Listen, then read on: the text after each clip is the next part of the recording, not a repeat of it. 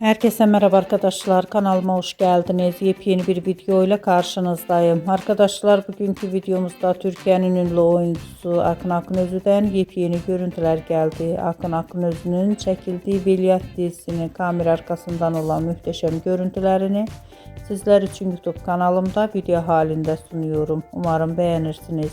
Arkadaşlar, videomu beğendiyseniz kanalımı izlemeyi ve bildirimleri açık tutmayı unutmayın.